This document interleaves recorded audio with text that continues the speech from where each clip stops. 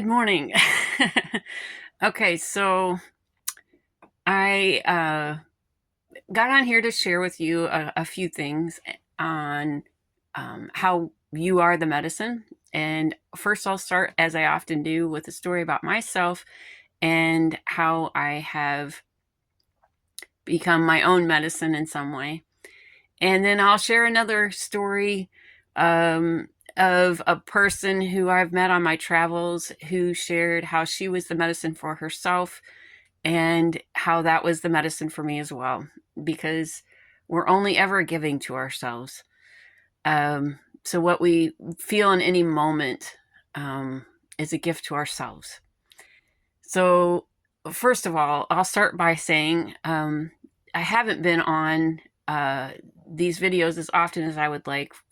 Some of it for technical reasons, because I'm living as a boondocker at the moment, and electricity is sparse, although that is in the process of shifting. And the other reason is I find that I'm still trying to play perfectionism, people pleasing. And rather than judging myself for it, I see it as, oh, I see you there. You created this version of yourself to protect yourself, to fit in, to get your needs met, and it's okay, but we don't have to keep playing that game. And in this particular case, it was related to, I really would like my videos to look professional. So I bought a green sheet and was going to do a whole green screen thing. And that may still happen, but I'm unattached to it at this point because I was making myself crazy over it and not making as much content as I would like to share because I was trying to wait for it to be perfect. And I've been in this trap before, and I got past it before, and this is just a new version of it bubbling up, and I'm like, oh, all right, I see you there. So I moved past that. Here I am sitting in my camper, not caring that the background is not pleasant to look at. And that's okay, because that's not what these videos are about. And I also recognized I'm trying to put on the face of being Miss Professionalism, but I've worn that mask before and I did not enjoy it. So why would I choose a lifestyle that I know is not my preference? So that said, this lifestyle has lent itself to getting to meet like-minded friends, and one of those friends, whose name I'll call Jane, she and I have been camping for the last couple of days together, and have gotten very deeply acquainted with things that you don't typically share with somebody you've only known for, I met her maybe a couple weeks ago. And one of the stories that unfolded in real time yesterday was related to a situation with her mother. And her mother is currently experiencing dementia, and she had asked her mother to cancel a bill or put a pause on it because it was a shared effort that they were in. You know, they were both participating with this bill. And rather than her mom saying, okay, great, and asking maybe for some clarification on, you know, specific details, it turned into a barrage of text messages, some of which were focused on trying to change her mind.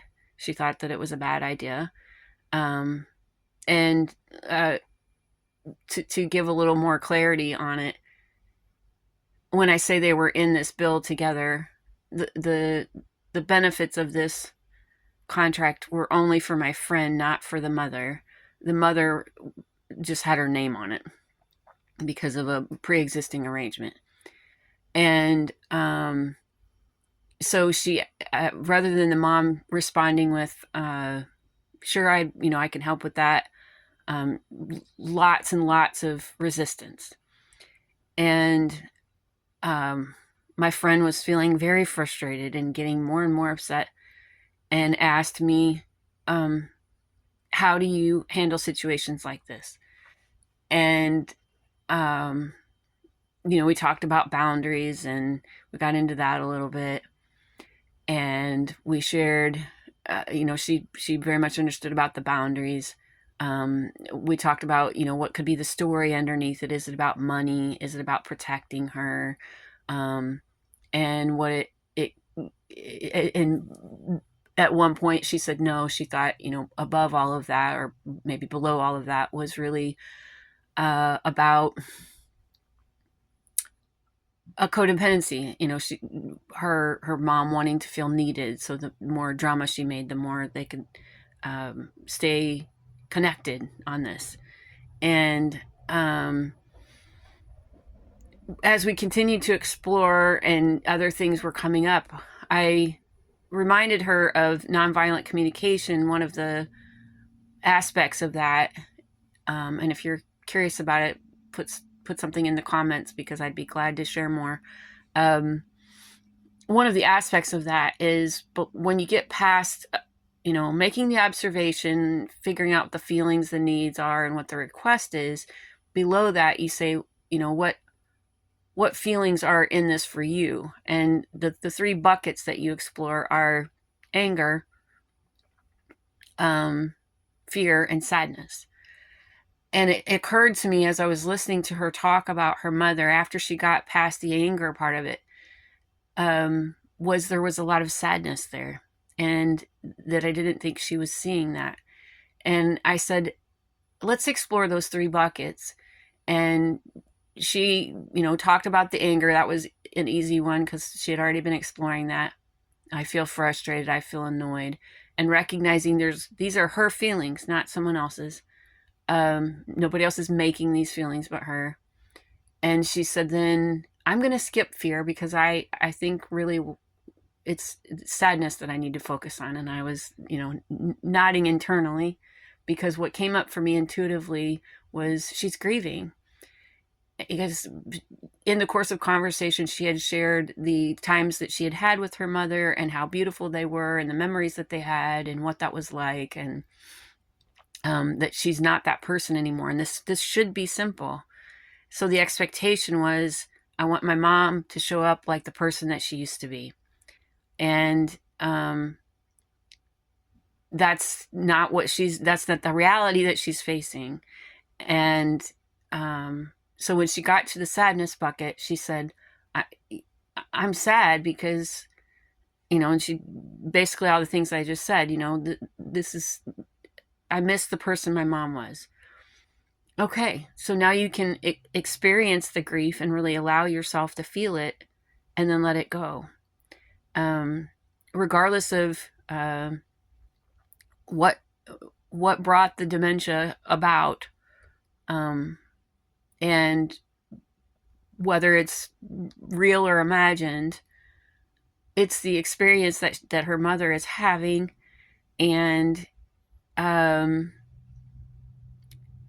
it's the only thing that my friend can do at this point is accept it and feel whatever she needs to feel, and then move on and find a way to meet her needs. In this case, connection, perhaps. So as I'm listening to her say all of these things, and allowing myself to sit with her in this, I felt her sadness as well, and let it go. Because